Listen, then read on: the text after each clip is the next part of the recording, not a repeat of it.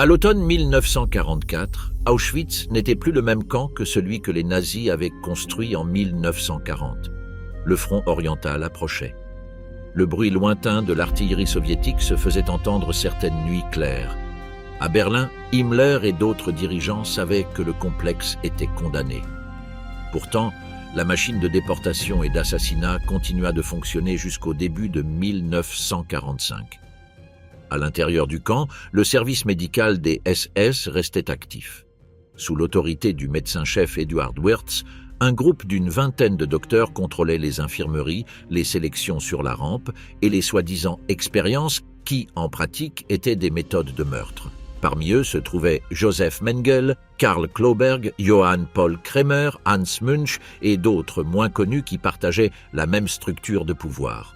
À mesure que l'armée rouge approchait, la priorité du commandement des SS fut d'effacer les traces. Des documents furent détruits, des archives brûlées et des installations clés évacuées. À Birkenau, une partie des chambres à gaz et des crématoires avait déjà été faite exploser des mois auparavant pour cacher les preuves. Pour les médecins des SS, l'ordre était clair. Ils devaient continuer à soigner la troupe et, en même temps, préparer leur propre retraite. Le 17 janvier 1945 commença l'évacuation massive. Des milliers de prisonniers furent obligés de marcher vers l'ouest dans les soi-disant marches de la mort. Le personnel médical des SS participa à cette opération. Certains docteurs accompagnaient les colonnes de prisonniers. D'autres restèrent jusqu'au dernier moment dans les blocs d'infirmerie ou à l'infirmerie des SS où se concentrait le matériel médical et la documentation. Tous ne reçurent pas la retraite de la même manière. Eduard Wirtz, qui était médecin-chef du camp depuis 1942, fut transféré avec une partie du personnel à Mittelbau-Dora, un autre camp où le travail forcé était également exploité dans des conditions extrêmes. Il restait le responsable médical d'un système de camp en train de s'effondrer, mais conservait son rang et son autorité. D'autres médecins choisirent de se perdre dans le chaos. Joseph Mengele quitta Auschwitz avec la retraite, toujours en tant qu'officier des SS, mais son objectif n'était plus de servir le Reich, mais de se sauver. Il se mêla d'abord aux unités en retraite. Plus tard, lorsque la guerre approchait de sa fin, il commença à préparer une nouvelle identité. Dans ses papiers officiels, son nom cesserait bientôt d'apparaître. Pendant ce temps, à l'intérieur du camp, la situation sanitaire devint encore plus chaotique. Beaucoup de prisonniers malades ou trop faibles furent abandonnés. La décision de qui marchait et qui restait dépendait des ordres des SS, mais aussi des médecins, qui certifiaient qui étaient aptes à évacuer et qui resteraient en arrière, souvent pour mourir.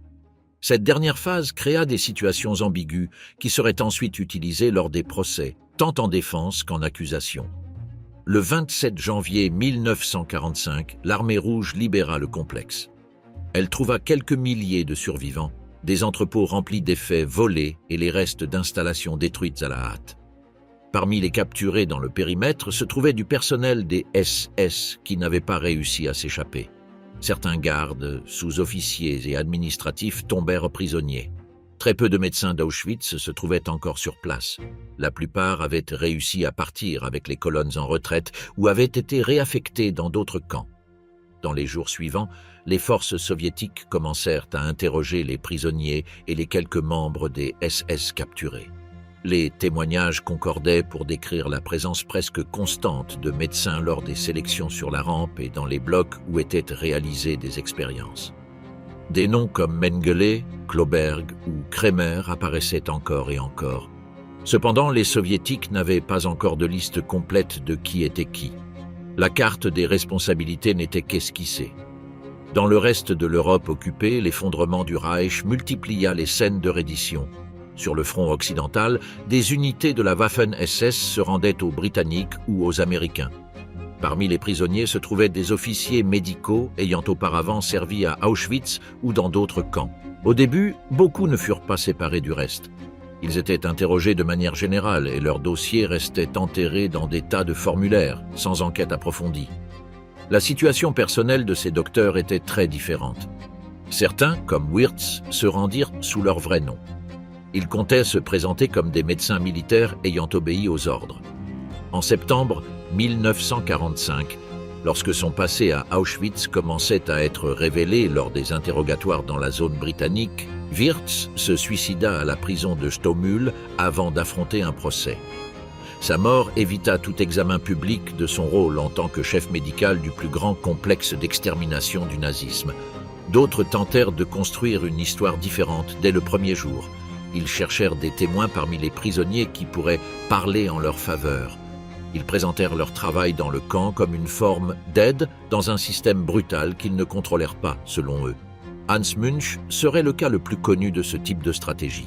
Il finit par être considéré par certains tribunaux comme une exception parmi les médecins d'Auschwitz. Cette catégorie, le bon médecin dans un camp d'extermination, aurait des conséquences importantes sur sa vie après 1945. En même temps, dans les ruines administratives du Reich, commencèrent à apparaître des documents mentionnant nom, fonction et destination. Des journaux personnels, comme celui de Johann Paul Kremer, tombèrent entre les mains des Alliés et montrèrent la participation détaillée d'un professeur universitaire aux sélections et aux actions spéciales. Ce mélange de papiers dispersés et de témoignages de survivants deviendrait la base des premiers procès pénaux contre les médecins de camp. Arrestation, interrogatoire et la première cartographie des responsabilités. En 1945 et 1946, la priorité juridique était donnée aux principaux responsables politiques et militaires. Les procès de Nuremberg furent organisés. De nouveaux concepts y furent définis. Crimes contre l'humanité, génocide, responsabilité individuelle au sein d'un appareil d'État. Les médecins apparurent comme groupe spécifique seulement dans l'un des procès suivants, le soi-disant procès des médecins. Ce procès se concentra surtout sur le programme d'euthanasie et sur les expériences dans d'autres camps. Auschwitz était présent, mais n'était pas le seul point focal. Parallèlement, la Pologne prépara ses propres affaires. Le territoire où se trouvait le complexe avait été libéré par l'armée rouge et était passé sous contrôle polonais. Varsovie considérait que ce qui s'était passé là était un crime contre l'État et contre les citoyens polonais et juifs déportés. C'est pourquoi, en 1947, le grand procès contre le personnel du camp eut lieu, le soi-disant procès d'Auschwitz à Cracovie. Parmi les accusés se trouvaient des médecins, pharmaciens, infirmiers et personnel sanitaire des SS. Les interrogatoires préalables avaient recueilli des témoignages très précis. Beaucoup de survivants connaissaient le nom et le visage de ceux qui faisaient les sélections sur la rampe ou supervisaient les exécutions au phénol. Les procureurs polonais croisèrent ces informations avec des documents trouvés dans le camp et dans les bureaux des SS. C'est ainsi que des cas comme celui de Johann Paul Kremer sortirent de l'anonymat académique et arrivèrent sur le banc des accusés. Kremer n'était pas un médecin de troupe. C'était un professeur universitaire d'anatomie. Il avait pris un congé de sa chaire pour servir comme médecin des SS à Auschwitz en 1942. Pendant son séjour, il tint un journal personnel. Il écrivait sur les sélections, les actions spéciales et les exécutions par injection. Il utilisait un langage apparemment technique. En même temps, il notait des impressions sur la nourriture, le climat et sa vie intellectuelle. Ce carnet, retrouvé après la guerre, devint une preuve directe de sa participation au meurtre. Lors du procès de Cracovie, les procureurs lui lurent des phrases de son propre journal. Kremer tenta de minimiser sa responsabilité. Il affirma avoir exagéré et soutint qu'il n'avait pas eu de véritable pouvoir sur les décisions de vie ou de mort.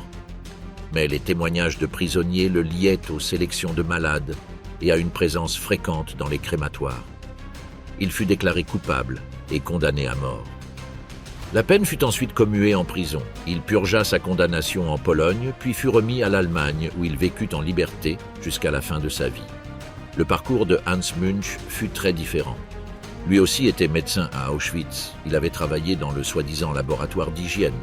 Il participa à des recherches sur le typhus et d'autres maladies contagieuses. Il fut présent lors de sélections, au moins comme observateur. Cependant, lors du procès de Cracovie, plusieurs survivants témoignèrent en sa faveur. Ils affirmèrent qu'il s'était refusé à participer activement à l'empoisonnement au gaz des prisonniers et qu'il avait tenté de sauver des vies dans des situations concrètes. Münch construisit sa défense sur cette image. Il se présenta comme un homme pris dans un système criminel qui avait essayé de limiter les dommages.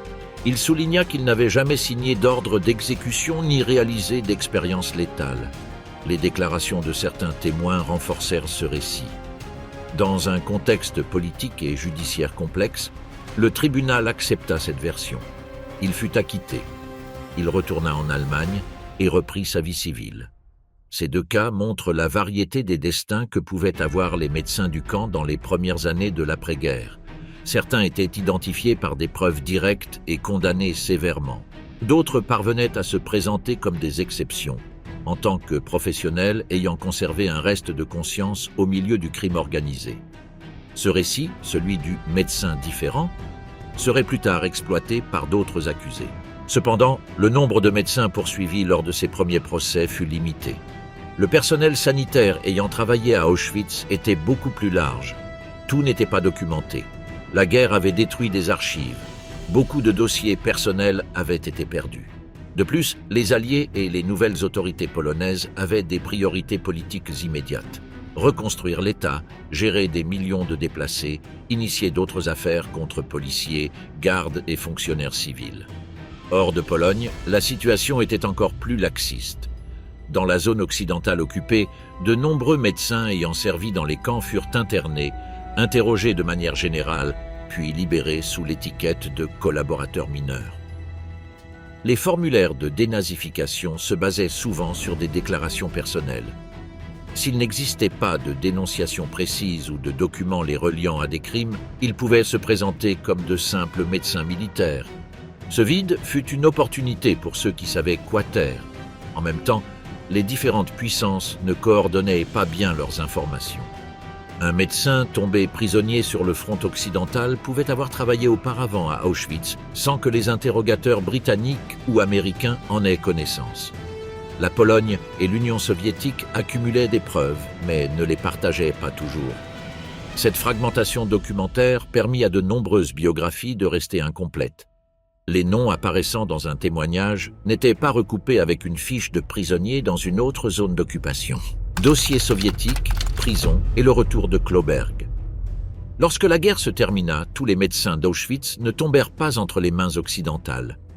Une partie importante passa sous influence soviétique. Pour eux, la carte de l'après-guerre était différente. Ils ne passèrent ni par des formulaires de dénazification, ni par des filtres administratifs. Ils furent conduits dans des prisons, interrogatoires du NK5D et, dans certains cas, à des procès rapides devant des tribunaux militaires. L'Union soviétique créa un réseau de camps spéciaux dans sa zone d'occupation en Allemagne. C'étaient les soi-disant Spezialagés, gérés par le NK5D. On y enferma d'anciens fonctionnaires nazis, officiers de la Wehrmacht, membres des SS et également du personnel médical. Beaucoup restèrent des années détenus sans jugement, pendant que les soviétiques classaient les dossiers et décidaient qui envoyer en URSS pour des procès exemplaires. Parmi les médecins d'Auschwitz capturés par l'armée rouge, un nom se distingua, Karl Klauberg. Avant la guerre, il était gynécologue reconnu en Allemagne. Spécialiste de la fertilité, professeur, auteur d'ouvrages scientifiques, chef d'une clinique en Haute-Silésie. Cette réputation professionnelle fut l'une des raisons pour lesquelles Himmler le choisit pour rechercher une méthode de stérilisation massive. Simple et bon marché. Cette tâche le conduisit à Auschwitz, puis à Ravensbrück. À Birkenau, Klauberg utilisa des femmes juives et roms comme matériel de laboratoire. Il injectait des substances caustiques dans les trompes de Fallope pour provoquer cicatrices et blocages permanents. De nombreuses victimes moururent d'infections ou de septicémie. D'autres conservèrent des douleurs chroniques et une infertilité à vie. L'objectif était de concevoir une méthode permettant de stériliser des milliers de femmes considérées comme indésirables, sans recourir à une chirurgie compliquée. Lorsque le front s'effondra, Klauberg quitta le camp. Il ne parvint pas à rejoindre l'Ouest.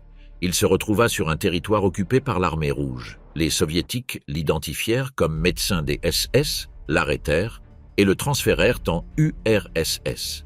Là, il fut interrogé pour sa participation à des crimes contre des citoyennes soviétiques déportées dans des camps de concentration. Le centre initial n'était pas le concept abstrait de génocide, mais la mort et la mutilation de personnes qui, dans de nombreux cas, avaient la nationalité soviétique. En 1948, Klauberg fut jugé en Union soviétique. Les sources indiquent que le procès se concentra sur ses expériences de stérilisation et sur sa responsabilité directe dans la mort de centaines de femmes. Il fut condamné à 25 ans de prison pour crimes de guerre et crimes contre des citoyens soviétiques. Ce chiffre le plaçait, en théorie, parmi les grands criminels qui devaient passer des décennies dans le système pénitentiaire soviétique. Sa vie resta ainsi liée au monde des camps spéciaux et des colonies pénales. Les conditions dans ces installations étaient dures: surpopulation, mauvaise alimentation, travaux forcés, maladies. Elles n'étaient pas conçues pour une rééducation rapide. C'étaient des espaces de punition et de contrôle politique où se retrouvaient d'anciens nazis et des opposants réels ou supposés au régime soviétique. Pendant presque une décennie, le destin de Klauberg laissa à peine de traces publiques. Il n'apparut pas dans les premiers grands récits des procès de Nuremberg. En Allemagne, beaucoup pensaient qu'il était mort. Pour les victimes, son nom restait surtout associé à la mémoire directe. Les femmes ayant passé par le bloc 10 se souvenaient des injections, des douleurs et des cicatrices, mais ignoraient où se trouvait le médecin qui dirigeait ces procédures. La situation changea au milieu des années 50. En 1955, le chancelier Konrad Adenauer négocia avec l'URSS le rapatriement des derniers prisonniers de guerre allemands et de plusieurs condamnés pour crimes de guerre. C'était un geste politique important, permettant à la République fédérale de se présenter comme protectrice de ses citoyens, même de ceux au passé compromettants. Ces accords inclurent Klauberg. L'homme condamné à 25 ans de prison fut libéré après seulement 7 ans. De retour en Allemagne de l'Ouest, il trouva une société désireuse de regarder vers l'avenir. Le climat politique favorisait la réintégration. On parlait de « tourner la page », de ne pas maintenir éternellement ouvertes les blessures de la guerre. De nombreux anciens membres des SS reprenaient leur profession. Dans ce contexte, Klauberg bénéficia de son ancien prestige scientifique. Il retrouva sa clinique et recommença à se présenter comme spécialiste des problèmes de fertilité. Sa stratégie ne fut pas la discrétion. Au contraire, des témoignages ultérieurs indiquent qu'il parlait avec fierté de son « travail de recherche » à Auschwitz. Il se vantait d'avoir développé une méthode innovante de stérilisation. Il proposa même publiquement des services pour inverser des stérilisations, comme s'il pouvait corriger les dommages qu'il avait lui-même causés dans les années 40. Ce comportement attira l'attention de collègues, patients et journalistes. La nouvelle de son retour parvint aussi aux victimes. Certaines femmes ayant subi ces expériences étaient encore vivantes en Israël et dans d'autres pays. Des organisations de survivants commencèrent à enquêter, recueillir des témoignages et envoyer des lettres aux autorités allemandes. Elles soulignèrent la paradoxe. Un homme condamné en URSS pour crime de guerre exerçait librement la médecine en République fédérale sans que son passé ait été réellement examiné par la justice allemande. La pression porta ses effets. En 1955, la même année de son retour, Klauberg fut arrêté par la police allemande. Le parquet ouvrit une enquête pour meurtres et blessures graves dans des centaines de cas. Il s'agissait de reconstituer ces actes à Auschwitz, cette fois depuis une juridiction allemande. Il fallait localiser d'anciennes prisonnières, vérifier des documents, traduire des matériaux provenant d'URSS et de Pologne. C'était le début d'un procès qui aurait pu devenir emblématique sur la médecine nazie. Ce procès ne se tint jamais. En août 1957, Klauberg mourut dans la prison de Kiel, officiellement d'un problème cardiaque, avant que le procès oral ne commence. Sa mort ferma la voie pénale. Aucune sentence allemande n'examina en détail sa responsabilité. Restèrent des fragments, la condamnation soviétique, les dossiers d'instruction en Allemagne, les déclarations de ses victimes et le souvenir de sa brève réouverture de cabinet après-guerre. Le parcours de Klauberg illustre plusieurs éléments clés. La rigueur initiale de certains procès soviétiques, l'usage politique des prisonniers de guerre dans les négociations diplomatiques et la facilité avec laquelle, en République fédérale, un médecin au passé criminel put retrouver sa position jusqu'à ce que la pression sociale l'en empêche. Il montre aussi la fragilité de la mémoire lorsque les procédures judiciaires restent inachevées. Pendant ce temps, d'autres médecins d'Auschwitz passés entre les mains soviétiques suivirent des trajectoires différentes. Certains moururent dans les camps spéciaux. D'autres revinrent des années plus tard et s'intégrèrent dans la vie civile sans le retentissement qui accompagna le cas Klauberg. Dans l'ensemble, ces parcours montrent que l'épuration n'a pas été uniforme. Elle dépendait des décisions politiques, des échanges diplomatiques et du hasard de qui tombait dans quelle zone d'occupation. Vie tranquille en République fédérale, cabinet, clinique et oubli. En République fédérale d'Allemagne, l'après-guerre commença dans les ruines, la faim et un État encore inexistant. Dans ce paysage apparut un besoin immédiat. Il fallait des médecins, des hôpitaux fonctionnels, reconstruire un système sanitaire minimal pour une population dévastée. Ce vide ouvrit une porte à de nombreux professionnels au passé nazi, y compris d'anciens médecins de camp.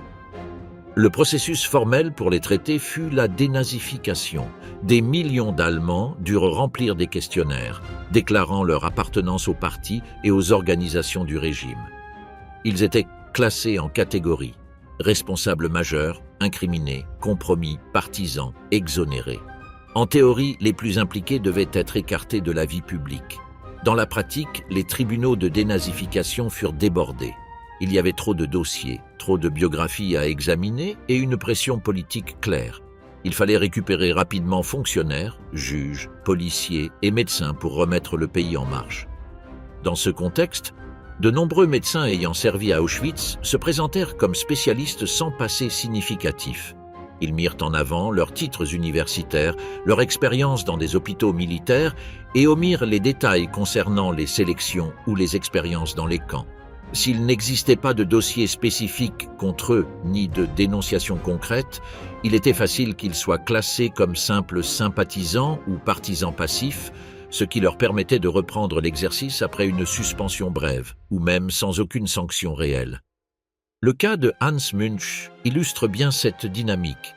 Il avait travaillé à Auschwitz comme médecin de l'Institut d'hygiène des SS.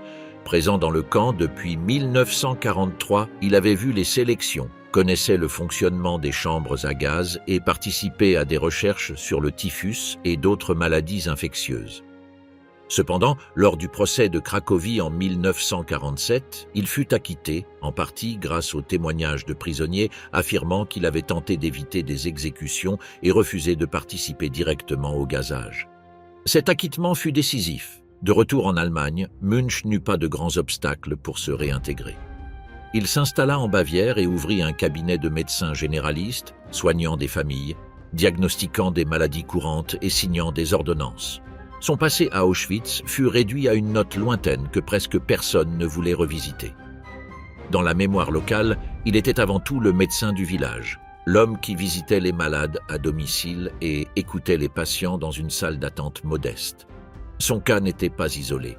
Dans toute la République fédérale, d'anciens médecins des SS retrouvèrent des carrières dans des cliniques privées, hôpitaux publics et universités. Certains avaient participé à des programmes d'euthanasie ou dans d'autres camps, pas nécessairement à Auschwitz. Les structures professionnelles de la médecine allemande les réabsorbèrent. Collèges médicaux, sociétés scientifiques et facultés firent peu de purges profondes, se contentant souvent de changer des noms dans les conseils d'administration les plus visibles, tout en laissant intactes de nombreuses chaires et directions. Pour comprendre pourquoi cela se produisit, il faut examiner la mentalité de la profession à cette époque. Avant et pendant le nazisme, les médecins allemands se considéraient comme faisant partie d'une élite éclairée. Ils avaient participé avec enthousiasme aux politiques raciales, aux stérilisations forcées et aux programmes d'élimination de vies indignes d'être vécues.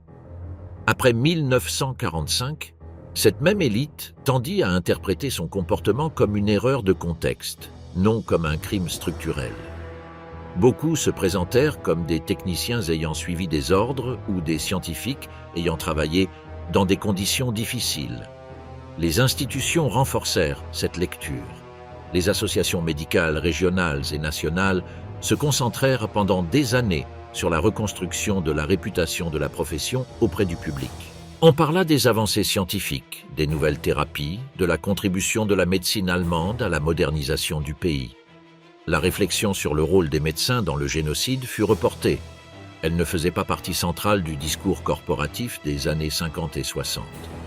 Dans la vie quotidienne, cela signifiait qu'un médecin ayant passé par Auschwitz pouvait diriger une clinique pédiatrique, une chaire de psychiatrie ou un service de gynécologie sans que ses patients ne sachent rien de son passé. Le secret se maintenait par plusieurs couches de silence. Silence des collègues, qui connaissaient souvent la biographie de leurs supérieurs et préféraient ne pas la questionner. Silence des autorités, craignant d'ouvrir trop de dossiers et de paralyser le système sanitaire. Silence d'une société qui luttait encore avec le rationnement, les réfugiés et la guerre froide. Dans ce climat, certains de ces médecins construisirent des vies qui, vues de l'extérieur, paraissaient normales. Mariage, enfants, vacances, participation à des associations locales. Certains entrèrent même en politique municipale ou régionale. Le passé dans les SS se réduisait à une note biographique mentionnée uniquement lorsque cela était strictement nécessaire. Pour beaucoup de citoyens de la République fédérale, l'idée que le médecin de confiance ait travaillé dans un camp d'extermination était tout simplement inimaginable. Avec le temps, cependant, ces biographies commencèrent à montrer des fissures. Une partie de la génération plus jeune, née après la guerre, commença à poser des questions. Étudiants en médecine, historiens, journalistes et militants s'intéressèrent au rôle de la profession durant le Troisième Reich. Ils consultèrent les archives universitaires, examinèrent les listes de professeurs avant et après 1945 et découvrirent des continuités frappantes. Même nom dans des chaires de pédiatrie, psychiatrie ou chirurgie, même signature dans des articles scientifiques publiés dans les années 30 et 50. Cette recherche tardive révéla que le cas de Munch comme exception avait été utilisé pour atténuer l'image générale. La figure du « bon médecin d'Auschwitz » permettait à certains Allemands de penser qu'il avait existé des gestes d'humanité au sein du système et que, par conséquent, la condamnation morale pouvait se concentrer sur quelques individus extrêmes. Mais les travaux historiques démontrèrent que l'engagement de la médecine allemande envers le nazisme avait été large, profond et volontaire. Il ne se limitait pas à des noms connus, mais englobait des réseaux entiers d'hôpitaux, d'instituts et de laboratoires. Alors que ces débats émergeaient dans la sphère académique et militante, la majorité des médecins d'Auschwitz, restés en République fédérale, vieillissaient dans une relative tranquillité. Leur carrière avait atteint la retraite. Certains moururent sans jamais être à nouveau interrogés. D'autres apparaissaient occasionnellement dans la presse lorsqu'une enquête locale révélait un passé oublié. L'idée que, pendant des décennies, ils aient consulté, prescrit des médicaments et signé des certificats de naissance et de décès sans répondre de leurs actes dans le camp devint une question éthique centrale pour la société allemande. Pendant ce temps, un autre groupe suivit un chemin très différent. Il ne travailla ni dans les hôpitaux allemands ni dans les universités, se cacha dans des pensions, changea d'identité et traversa les océans. L'exemple le plus extrême de cette trajectoire clandestine fut le médecin d'Auschwitz, le plus célèbre, dont le destin s'éloigna complètement des rues tranquilles de la République fédérale pour le conduire à une nouvelle vie en Amérique du Sud. Le fugitif emblématique, la vie clandestine de Joseph Mengele. Lors de l'évacuation d'Auschwitz, Mengele était encore officier médecin des SS. Il termina le conflit sur le territoire allemand au milieu de colonnes de réfugiés et d'unités vaincues. Il se laissa capturer par des troupes américaines sous une identité incomplète. Il ne révéla pas qu'il était médecin à Auschwitz, ne portait pas la marque classique des SS sur le bras et ne figurait pas sur les premières listes des grands criminels. Cela lui permit de passer quelques mois dans des camps de prisonniers sans être identifié. À la fin de 1945, il réussit à sortir de ce circuit. Avec l'aide d'anciens camarades et de réseaux de soutien, il se réfugia en Bavière. Là, il commença la construction délibérée d'une nouvelle vie. Il changea ses documents, utilisa des papiers au nom de soldats décédés et évita tout contact avec les autorités. Sa famille, qui possédait une entreprise prospère à Günzburg, lui fournit argent, contacts et, plus tard, une couverture commerciale. En même temps, les Alliés commençaient à prendre connaissance de l'étendue de ses crimes à Auschwitz, mais ne l'associaient pas encore à l'homme caché dans le sud de l'Allemagne. À partir de 1948, la situation changea. Les témoignages de survivants et les documents du camp firent de Mengele l'un des noms les plus recherchés. Sa présence lors des sélections sur la rampe, ses expériences sur les jumeaux et ses injections létales étaient déjà bien documentées. À Nuremberg et dans d'autres instances judiciaires, il était cité comme exemple de la médecine transformée en instrument de meurtre. À cette époque, il pensait déjà à quitter l'Europe, conscient que le piège pouvait se refermer s'il était reconnu dans une taverne, à une gare ou dans un cabinet. Sa sortie se fit grâce au réseau d'évasion connu plus tard sous le nom de Ratlins. Il s'agissait de routes clandestines reliant monastères, maisons sûres et bureaux de fonctionnaires prêts à fermer les yeux. Ces réseaux permirent à des centaines de nazis de rejoindre des ports italiens et d'embarquer pour l'Amérique du Sud. En 1949, Mengele arriva en Argentine. Il entra avec une identité falsifiée sous le nom de Helmut Gregor. Le pays était sous le gouvernement de Juan Domingo Perón, qui avait montré sa disposition à accueillir techniciens et anciens militaires allemands. À Buenos Aires, Mengele s'installa d'abord dans des pensions et maisons de la communauté germano-argentine. Avec le temps, il se déplaça dans les zones suburbaines comme Vicente López, puis dans des localités comme San Fernando et la périphérie de Buenos Aires. Les déclassifications récentes des archives générales de la nation montrent que les autorités argentines savaient qui il était réellement, mais n'agirent pas pendant des années. Au début des années 50, sa vie devint moins clandestine. Il obtint une pièce d'identité argentine à son vrai nom. Il ouvrit des entreprises liées aux machines agricoles et pharmaceutiques, voyageait dans le pays, visitait des estancias et traitait avec des entrepreneurs. Il ne se cachait pas dans un sous-sol sombre, vivait dans des quartiers de classe moyenne et fréquentait des cafés où l'on parlait allemand. Voisins et connaissances le décrivent comme un homme réservé, poli, sans signe visible d'un passé extraordinaire. Pendant ce temps, sa notoriété grandissait en Europe et en Israël. Les survivants d'Auschwitz le mentionnaient dans leurs témoignages. Journalistes et chasseurs de nazis, comme Simon Wiesenthal, le classèrent parmi les fugitifs prioritaires.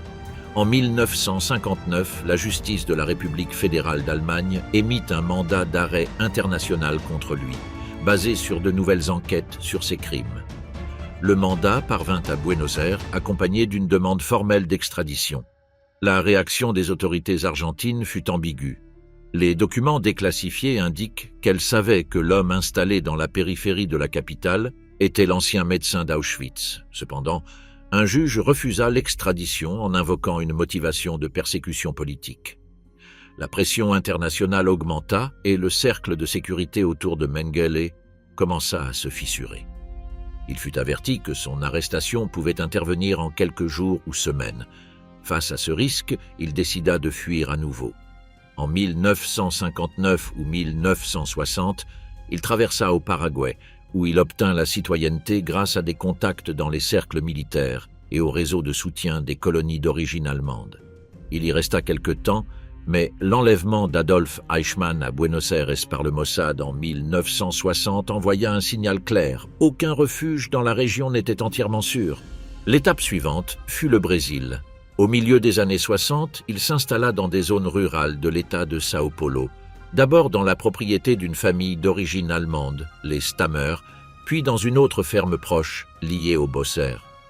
Il utilisait des noms comme Peter Hochbichler ou Wolfgang Gerhard. Il travaillait comme marchand de machines ou comme une sorte de technicien agricole. Ses hôtes savaient, au moins en partie, qui il était. La relation mêlait affinité idéologique, dépendance économique et peur. Les années 70 furent marquées par une double dynamique. D'une part, les équipes d'investigation en Israël, en Allemagne et aux États-Unis intensifiaient la recherche. D'autre part, Mengele vieillissait avec des problèmes de santé et des épisodes de paranoïa. Selon un rapport du département de la justice des États-Unis, il craignait d'être enlevé comme Eichmann. Il évitait les grandes villes, changeait de domicile au sein du cercle de fermes amis et portait toujours avec lui des pilules et des documents falsifiés. Sa mort survint de manière presque banale. En février 1979, alors qu'il se baignait sur la plage de Bertioga, sur la côte Paulista, il eut un AVC et se noya. Il fut enterré sous le nom de Wolfgang Gerhard dans un cimetière d'Embu das Hart. Pendant des années, personne, en dehors du petit cercle qui le protégeait, ne sut que ce corps appartenait aux médecins d'Auschwitz. La chasse internationale continuait à rechercher un homme déjà mort. En 1985, une enquête conjointe des autorités brésiliennes, allemandes, israéliennes et américaines conduisit à l'exhumation des restes. Des analyses dentaires et anthropométriques conclurent que le corps était celui de Joseph Mengele. Plus tard, des comparaisons génétiques avec des membres de sa famille confirmèrent l'identification. Aujourd'hui, ces os sont conservés dans une université de Sao Paulo et utilisés dans des cours de médecine légale comme matériel d'étude sur l'identification médico-légale. L'autre miroir allemand, la RDA, est l'exemple de Horst Fischer. Dans l'autre moitié de l'Allemagne, la vie de nombreux anciens nazis a suivi un chemin différent. La République démocratique allemande a été fondée en 1949 avec une identité claire. Elle se définissait comme un État antifasciste. Elle présentait le nazisme comme un produit exclusif du capitalisme occidental. Dans ce récit, les principaux coupables vivaient de l'autre côté du mur. Cela ne signifiait pas qu'il n'y avait pas de bourreaux cachés à l'Est. Cela signifiait que, pendant des années, le régime choisissait qui poursuivre et quand le faire. Après la reddition, les Soviétiques ont purgé une partie de l'appareil nazi dans leur zone d'occupation. De nombreux fonctionnaires et policiers ont été arrêtés, certains médecins également. Mais, à mesure que la guerre froide avançait, la priorité a changé. Le nouvel État avait besoin de cadres formés. Il avait besoin de médecins dans les villages, les villes industrielles et les régions rurales. Comme en Occident, ce besoin a permis à d'anciens membres des SS de s'intégrer à la vie normale, tant qu'ils n'étaient pas des figures trop visibles. Horst Paul Sylvester Fischer correspond à ce schéma. Il avait été médecin des SS à Auschwitz. Il a participé aux sélections sur la rampe de Birkenau. Il choisissait qui était envoyé au travail forcé et qui allait directement dans les chambres à gaz. Les recherches ultérieures estiment qu'il a sélectionné des dizaines de milliers de personnes pour la mort. À la fin de la guerre, Fischer n'a pas été identifié immédiatement. Il s'est fait enlever le tatouage de groupe sanguin des SS sur le bras pour compliquer la reconnaissance. Il s'est installé dans la zone orientale. Il a modifié certaines données de sa biographie. Il ne s'est pas présenté comme ancien médecin de camp, il s'est présenté comme médecin général avec expérience militaire. Il a trouvé du travail dans des zones rurales. Il recevait des consultations, réalisait des examens de santé, vaccinait les enfants dans les écoles et les jardins d'enfants. Pour ses patients, il était simplement le médecin du village. Pendant près de 20 ans, il a vécu ainsi. Il s'est marié, il a eu des enfants. Il s'est intégré à la structure sociale de la RDA. Il assistait à des cérémonies officielles, signait des certificats de décès, participait à des campagnes de santé. L'État, qui se proclamait héritier de l'antifascisme, utilisait, sans le savoir ou sans vouloir le reconnaître, un homme qui avait dirigé des sélections dans le plus grand centre d'extermination du nazisme. La contradiction restait couverte par le silence et par le manque de coordination entre les archives de l'Est et de l'Ouest. À la fin des années 50, le nom de Fischer a commencé à réapparaître dans des dossiers judiciaires. En République fédérale, des procureurs enquêtant sur les crimes d'Auschwitz ont reçu des listes de médecins ayant travaillé dans le camp. Parmi eux se trouvait Horst Fischer. En 1960, un parquet d'Allemagne de l'Ouest a émis un mandat d'arrêt. Il ne savait pas que l'homme qu'il recherchait exerçait librement dans l'autre Allemagne. Le tournant est venu de l'intérieur même de la RDA. Les services de sécurité, la Stasi, ont découvert qu'un médecin du pays traversait parfois la frontière vers l'ouest et parlait mal du régime. En enquêtant sur son cas, ils ont découvert autre chose, son passé dans les SS et son lien avec Auschwitz.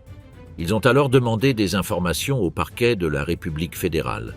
Les Allemands de l'Ouest ont envoyé des copies des documents qu'ils détenaient. Le résultat fut explosif. L'État antifasciste avait parmi ses citoyens un médecin de sélection de Birkenau. En juin 1965, la Stasi a arrêté Fischer, officiellement pour un supposé accident de la route. En réalité, il s'agissait d'une arrestation pour crime de guerre. Il a été transféré à la prison de Hohenschönhausen, à Berlin, où il a passé des mois d'interrogatoire. Les enquêteurs ont reconstitué sa carrière dans les SS. Ils lui ont demandé de dessiner des plans du camp, d'expliquer le processus de sélection, de détailler des chiffres. Fischer a coopéré. Il espérait que cette collaboration lui vaudrait une peine plus légère. Le régime a décidé de faire de son cas un procès exemplaire. Au début de 1966, le procès a commencé devant le tribunal suprême de la RDA. Ce n'était pas un tribunal provincial, c'était la plus haute instance judiciaire du pays. Des dizaines de témoins de différents pays se sont présentés, des survivants qui avaient vu Fischer sur la rampe et dans les infirmeries, des historiens et experts expliquant le fonctionnement d'Auschwitz. Le procès a été retransmis partiellement et couvert par la presse officielle. La RDA voulait montrer au monde qu'elle faisait ce que, selon son récit, la République fédérale n'osait pas faire. Pendant le procès, Fischer a reconnu l'ampleur du crime. Il a admis que le système était planifié, que les déportés étaient utilisés comme main-d'œuvre jusqu'à l'épuisement, que ceux qui ne servaient pas au travail étaient envoyés au gaz. Il a tenté de se présenter comme un simple rouage, sans initiative propre. Mais les juges ont mis l'accent sur son rôle personnel, ses décisions sur la rampe, ses ordres à ses subordonnés, ses rapports à ses supérieurs. Le tribunal l'a déclaré coupable de crimes contre l'humanité et l'a condamné à mort. En juillet 1966, il a été exécuté à la guillotine dans la prison de Leipzig. La profession médicale face à son passé, université, collège et dossier. Dès 1946 et 1947, le procès des médecins à Nuremberg a placé la profession sous le regard international. 23 médecins et administrateurs allemands ont été jugés pour expériences sur des humains, stérilisation forcée et programme de euthanasie contre des personnes handicapées. 16 ont été condamnés. De ce procès est né le Code de Nuremberg, avec 10 principes sur le consentement éclairé, le risque et la protection des sujets de recherche. Cependant, cet impact ne s'est pas immédiatement traduit par un changement profond au sein de la médecine allemande. Le Code de Nuremberg a été considéré pendant des années comme quelque chose imposé de l'extérieur, destiné à eux, les criminels jugés, et non comme un guide pour la pratique quotidienne dans les cliniques et universités. En République fédérale, de nombreux médecins continuaient à se fier davantage à la tradition corporative propre qu'à un code né d'un tribunal militaire d'occupation. Les facultés de médecine ont été rapidement rouvertes. Il fallait former des professionnels pour un pays détruit. Les Alliés ont exercé une pression pour écarter les nazis les plus visibles, mais ils ne pouvaient pas remplacer tous les professeurs d'un seul coup. Dans de nombreux cas, les universités ont remplacé les doyens les plus compromis et ont conservé une grande partie du reste du personnel. Des études ultérieures montrent que cette continuité fut frappante. Des chaires clés, comme la psychiatrie, la pédiatrie, la génétique ou l'anatomie, ont continué à être dirigées par des universitaires ayant collaboré aux politiques raciales, stérilisation et programmes d'euthanasie. Il en a été de même pour les associations professionnelles.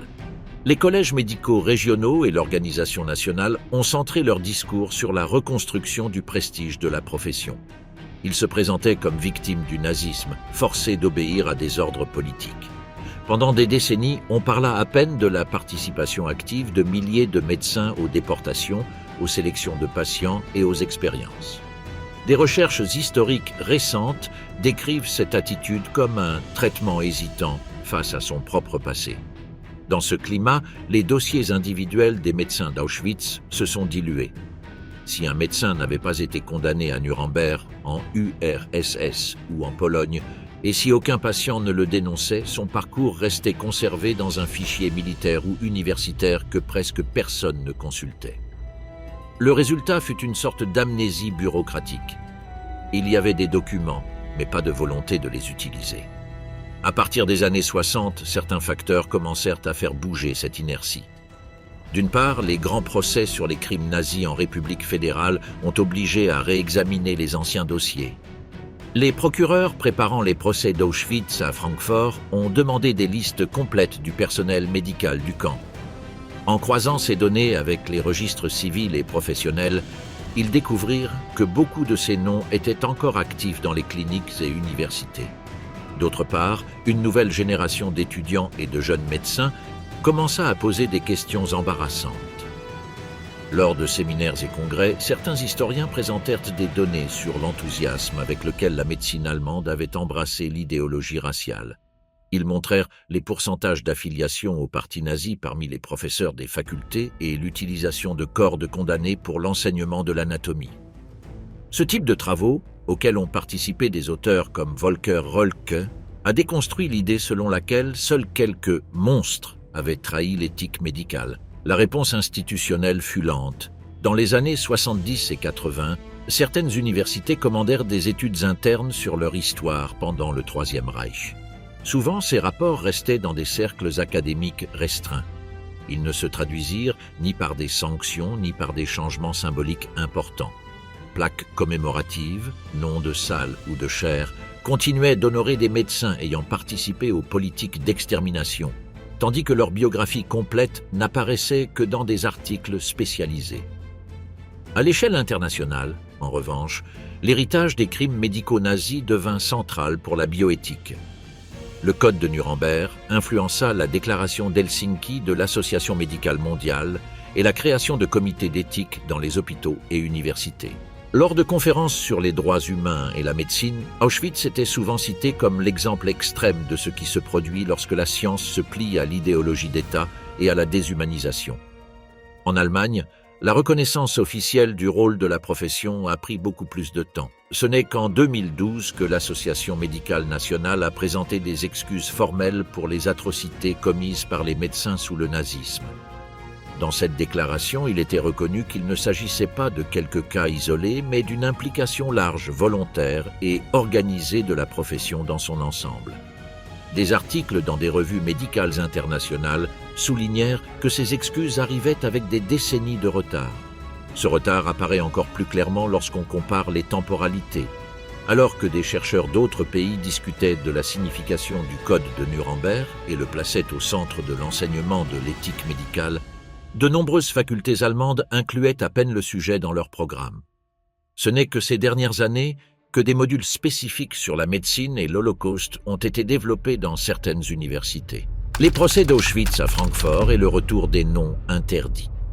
Lorsque, en décembre 1963, le premier grand procès sur Auschwitz s'ouvrit à Francfort, près de 20 ans s'étaient écoulés depuis la fin de la guerre.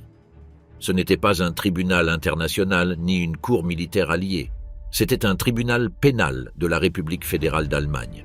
Sur le banc des accusés, il n'y avait pas les hauts responsables, mais 22 anciens membres de la garnison du camp, officiers moyens et subalternes accusés de meurtre et de complicité de meurtre selon le code pénal allemand. L'initiateur principal de ces procès fut le procureur général du Land Hesse, Fritz Bauer. Juif, social-démocrate, exilé pendant le nazisme, il était revenu en Allemagne déterminé à utiliser le droit pénal pour obliger la société à regarder ses propres crimes. Il avait déjà joué un rôle clé dans la capture d'Adolf Eichmann. Il voulait maintenant quelque chose de différent. Il ne s'agissait pas seulement de punir quelques individus. Il s'agissait de montrer que le fonctionnement normal d'Auschwitz impliquait des centaines de personnes. Bauer insista pour que l'affaire soit instruite à Francfort. Il rassembla plaintes, témoignages et dossiers dispersés dans plusieurs parquets. Il réussit à faire admettre une accusation collective pour les meurtres commis dans le complexe d'Auschwitz-Birkenau. Il obtint également que le procès se déroule publiquement, avec la présence de journalistes et d'observateurs internationaux. Il voulait que le procès ait un effet pédagogique, que les Allemands entendent, dans leur propre langue et devant leurs propres juges, ce qui s'était passé en Europe de l'Est. Les accusés représentaient le personnel courant du camp. Il y avait d'anciens membres de l'état-major, des chefs de bloc, des contremaîtres, un registraire des prisonniers et aussi du personnel médical. Parmi ces derniers, le cas de Franz Lucas se distingua. Médecin des SS, accusé de participer aux sélections sur la rampe de Birkenau. Sa défense tenta de le présenter comme quelqu'un qui avait résisté à l'exécution d'ordres criminels. Les témoignages de survivants le situaient cependant en train de pointer du doigt ceux qui allaient directement aux chambres à gaz. Le procès se déroula en plusieurs phases entre 1963 et 1965. La salle du tribunal devint le théâtre d'une confrontation entre mémoire et négation. Semaine après semaine, des survivants de différents pays racontaient, devant juges et avocats allemands, les scènes d'arrivée des convois, les sélections, les punitions, les essais de gazage. Ils reconnaissaient des accusés, décrivaient des gestes, rappelaient des phrases. Pour beaucoup, c'était la première fois qu'ils parlaient en public de manière aussi détaillée. Les médecins occupaient une place inconfortable dans ce récit. Ils n'étaient pas présentés comme des scientifiques abstraits, mais comme des figures concrètes vues sur la rampe, dans les infirmeries ou au crématoire. Certains se défendaient en disant qu'ils n'avaient jamais eu de pouvoir de décision, qu'ils obéissaient seulement aux ordres de médecins supérieurs déjà morts ou jugés dans d'autres procès. D'autres tentèrent de montrer qu'ils avaient, de l'intérieur du système, contribué à sauver des vies. C'était la même stratégie qui, des années plus tôt, avait permis à Hans Münch d'être acquitté à Cracovie, et son ombre planait sur la salle. Le tribunal n'accepta pas facilement ces lignes de défense. L'accusation, soutenue par le travail de Bauer et de son équipe, insista sur le fait qu'Auschwitz ne pouvait être compris comme une simple structure hiérarchique où seuls les supérieurs étaient responsables. Chaque médecin participant à une sélection, chaque signature sur un certificat de décès falsifié, chaque injection de phénol dans le cœur d'un prisonnier impliquait une décision individuelle. Même ceux qui n'avaient pas conçu la politique génocidaire avaient contribué à son application. Au milieu du procès, la figure de Bauer fut encore plus exposée. Il reçut menaces, lettres de haine et pression politique. Des secteurs conservateurs l'accusaient d'ouvrir de vieilles blessures et de nuire à l'image du pays. Il répondait que ces blessures n'avaient jamais été refermées. Son objectif n'était pas seulement d'obtenir des condamnations, mais d'établir un registre judiciaire exhaustif sur le fonctionnement du camp. Cette documentation servirait de base pour de futurs procès et pour la recherche historique. En août 1965, les premières sentences furent prononcées. Plusieurs accusés furent condamnés à la réclusion à perpétuité pour meurtre, d'autres à des peines de prison pour complicité, et certains furent acquittés faute de preuves directes. Depuis l'extérieur, les peines semblèrent modestes face à l'ampleur des crimes. Cependant, l'effet social fut profond. Pour la première fois, de larges couches de l'opinion publique allemande entendirent des noms de blocs, des descriptions de rampes et des récits de chambres à gaz, non comme de la propagande ennemie, mais comme des faits établis dans une salle de justice allemande. Pour les médecins d'Auschwitz encore en liberté, le procès eut un impact ambigu. D'une part, il montra que le mythe du « je ne savais rien » commençait à se fissurer. À partir de Francfort, il devenait plus difficile de soutenir que le service médical du camp avait été un simple département sanitaire au milieu du chaos. D'autre part, le nombre limité d'accusés et la complexité de prouver des responsabilités concrètes firent que de nombreux professionnels ayant un passé dans les camps ne furent jamais traduits devant le tribunal. Leur vie quotidienne dans les cabinets et universités se poursuivit, bien qu'avec une sensation croissante de fragilité. Sur le plan international, l'écho du procès renforça l'idée que la justice pour les crimes nazis ne s'était pas arrêtée à Nuremberg.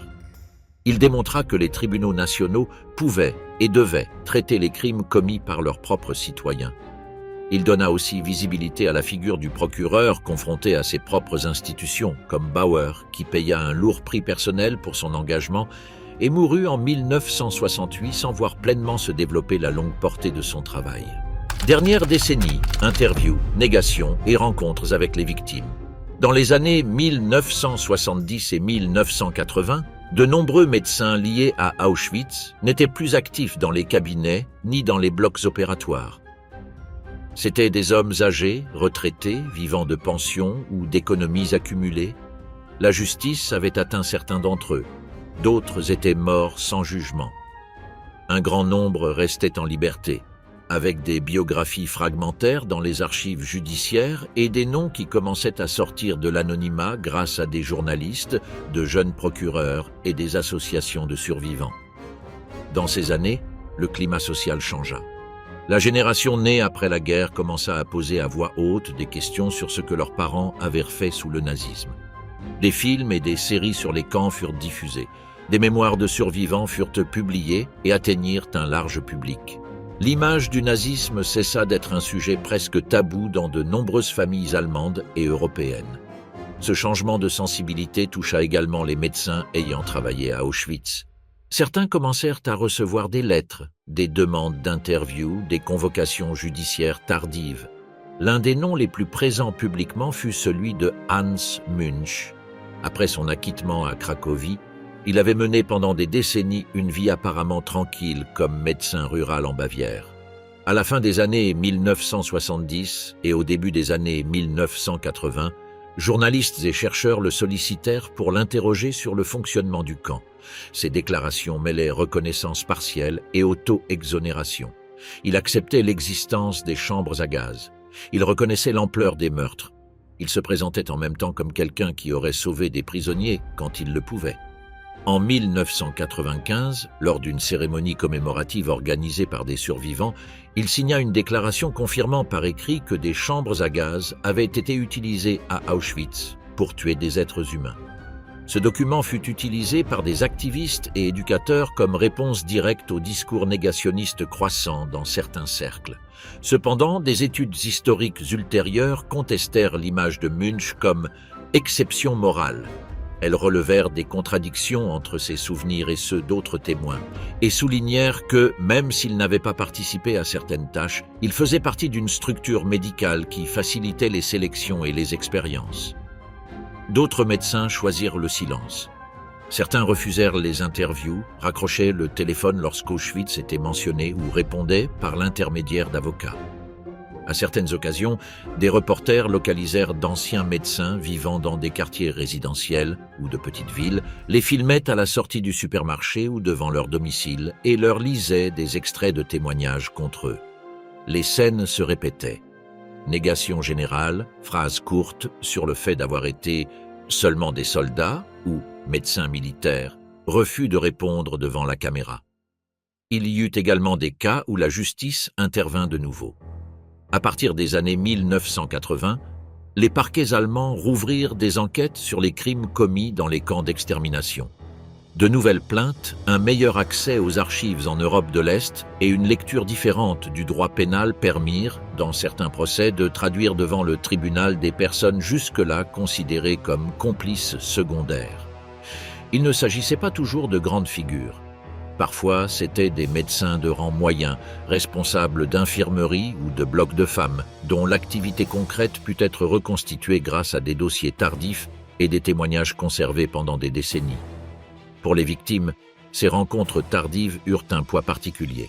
Des survivants ayant passé une grande partie de leur vie en Israël, aux États-Unis ou en Amérique latine se rendaient en Allemagne pour témoigner contre des médecins âgés. Dans la salle d'audience, ils se retrouvaient face à des hommes qui n'avaient plus l'air menaçant d'un officier des SS. C'étaient des grands-pères, avec cannes, lunettes épaisses et voix tremblantes. Cette distance physique ne diminuait en rien la gravité des faits évoqués. Au contraire, elle rendait plus visible le temps écoulé entre le crime et la possibilité de justice. Dans certains cas, les victimes se retrouvèrent face à face avec les médecins en dehors du contexte judiciaire. Visites dans d'anciens lieux, rencontres organisées par des projets de mémoire, tournages de documentaires. Il y eut des scènes où une personne ayant subi des expériences médicales dans le camp s'assit devant un ancien médecin pour lui demander pourquoi il l'avait fait. Les réponses allaient de la négation complète à l'explication technique, en passant par des tentatives de justifier les actions comme une pression du système ou un contexte de guerre. Le paysage médiatique changea également la place occupée par ces médecins dans la mémoire publique. Des documentaires télévisés inclurent des reconstitutions de leur biographie. Des livres d'enquête journalistique retraçaient leur parcours des années 1940 jusqu'à leur vieillesse. Dans certains pays, ces ouvrages devinrent des références pour comprendre comment l'après-guerre avait permis à des criminels de camp de vivre pendant des décennies sans condamnation. Ailleurs, leur impact fut moindre, mais ils contribuèrent à un climat général où le rôle des médecins dans le génocide cessa d'être un sujet réservé aux spécialistes. Parallèlement, une discussion éthique spécifique émergea sur l'information scientifique générée dans les camps. Une partie de la littérature médicale d'après-guerre incluait des données provenant, directement ou indirectement, d'expériences nazies. Il fut débattu de savoir s'il était licite d'utiliser ces résultats, même en les citant comme exemples négatifs. De nombreux comités d'éthique et associations professionnelles conclurent que l'origine criminelle les invalidait comme référence légitime, au-delà de leur valeur technique possible. Le débat montra que la vie cachée des médecins d'Auschwitz ne se limitait pas à leur biographie personnelle. Elle était également présente dans des pratiques, tableaux et données ayant circulé pendant des années sans qu'une révision approfondie de leur origine ait eu lieu. Dans les dernières décennies du XXe siècle et les premières du XXIe, le nombre de médecins vivants ayant travaillé à Auschwitz se réduisit presque à zéro. La question ne fut plus de savoir s'ils seraient jugés, mais de savoir quoi faire de leur héritage. Comment enseigner leur histoire dans les facultés de médecine? Comment intégrer leur nom dans les mémoriaux et musées? Comment répondre à des discours tentant de minimiser leur responsabilité ou de la diluer dans une culpabilité collective abstraite? Héritage et éthique. Ce que la vie cachée de ces médecins a laissé au XXIe siècle. Dans les dernières décennies du XXe siècle, l'histoire des médecins des camps cessa d'être uniquement une question de justice pénale. Elle devint un problème d'éthique professionnelle. Il ne s'agissait plus seulement de se demander qui avait été condamné ou qui avait échappé à la justice. La question changea. Que faire d'une tradition médicale qui avait produit Auschwitz? Et comment éviter que quelque chose de similaire ne se reproduise? Le premier grand jalon fut le Code de Nuremberg. Né en 1947 dans le cadre du verdict du procès des médecins, ce n'était pas un traité philosophique, c'était une liste de 10 principes pour les expériences sur les êtres humains, rédigée par des juges militaires ayant entendu pendant des semaines des témoignages sur des crimes médicaux. Son point de départ était radical. Le consentement volontaire du sujet est absolument essentiel, sans coercition, sans tromperie, sans exploitation d'une situation de dépendance. De plus, le Code exigeait que les risques soient proportionnels aux bénéfices possibles, que toute souffrance inutile soit évitée et que le sujet puisse se retirer de l'expérience à tout moment. Pendant des années, cependant, ce texte eut peu d'impact sur la pratique quotidienne. Dans de nombreux pays, il était considéré comme un code destiné à eux, les criminels jugés à Nuremberg, et non comme un guide pour nous, les médecins ordinaires. D'importantes associations professionnelles l'ignorèrent ou le jugèrent trop rigide. L'histoire même de la recherche clinique dans les années 1950 et 1960 montre des essais avec de graves carences d'informations aux patients, même hors d'Allemagne. La situation commença à changer lorsque la communauté médicale internationale élabora son propre cadre. En 1964, l'Association médicale mondiale adopta à Helsinki une déclaration spécifique sur la recherche sur l'être humain. Ce n'était pas un texte judiciaire, c'était une prise de position des médecins eux-mêmes. La déclaration d'Helsinki reprit la logique de Nuremberg, la relia au serment professionnel et l'adapta à la réalité de la recherche clinique moderne. Elle souligna la nécessité d'études préalables en laboratoire et sur animaux, l'évaluation attentive des risques et bénéfices et la protection renforcée des personnes vulnérables. La déclaration fut révisée plusieurs fois dans les décennies suivantes, jusqu'à devenir l'un des piliers de l'éthique de la recherche dans le monde entier. Parallèlement, d'autres documents complétèrent le cadre. Des rapports comme le Belmont Report aux États-Unis ou des guides de l'Organisation mondiale de la santé définissaient des principes de respect des personnes, de bienfaisance et de justice dans le choix des sujets. Dans la pratique, cela se traduisit par la création de comités d'éthique dans les hôpitaux et universités. Aucun essai clinique sérieux ne pouvait commencer sans la révision d'un organe indépendant chargé de vérifier le respect de la dignité et de la sécurité des participants. L'ombre des crimes nazis était présente dans beaucoup de ces débats, même si elle n'était pas toujours mentionnée explicitement. En Allemagne, le processus fut plus lent et plus douloureux. Pendant des décennies, de nombreuses facultés et associations médicales évitèrent d'affronter leur propre rôle sous le nazisme. La recherche historique progressa plus vite que les gestes institutionnels. Livres et articles montraient l'implication massive des médecins dans les programmes d'euthanasie, les stérilisations forcées et les expériences dans les camps. Les organisations professionnelles, en revanche, se contentaient de reconnaître les « erreurs du passé », sans nommer les responsables ni les structures.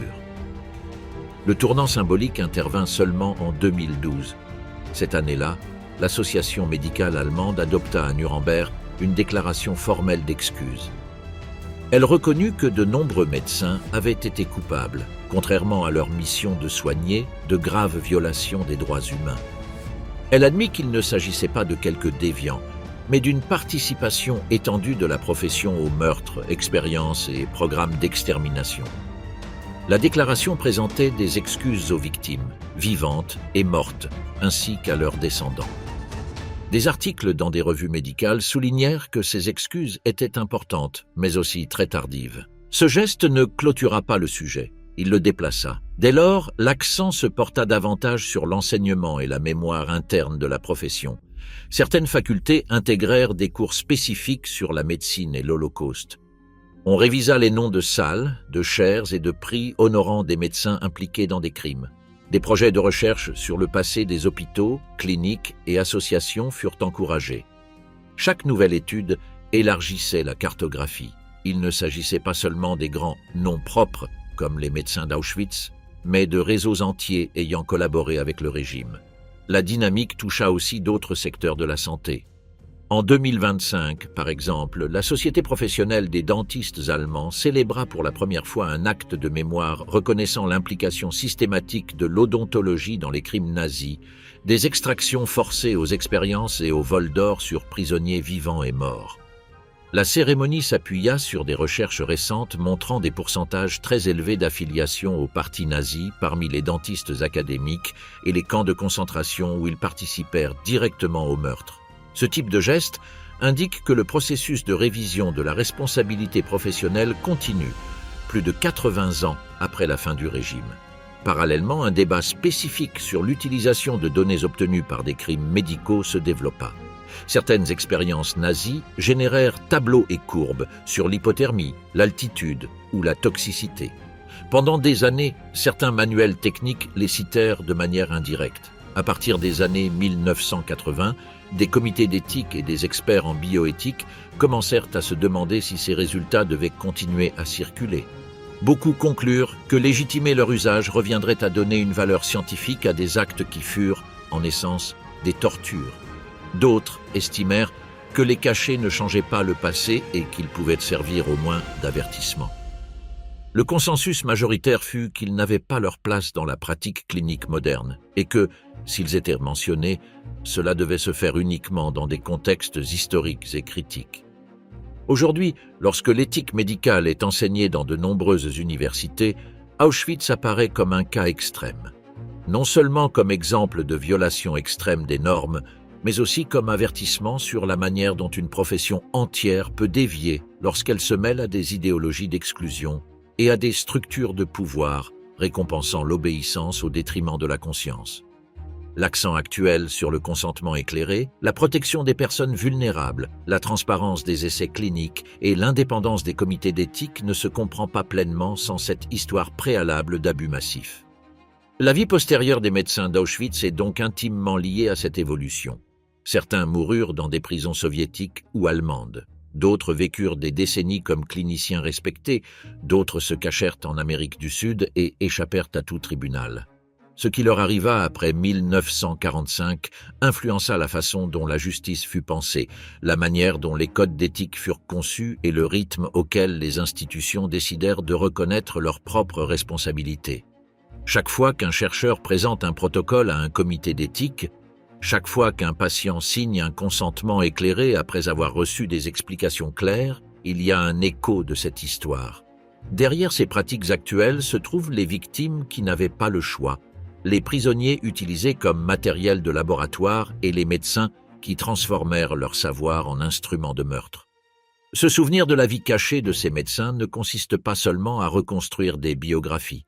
C'est garder visible une limite que la médecine a franchie une fois et qu'aujourd'hui on tente de ne pas franchir à nouveau.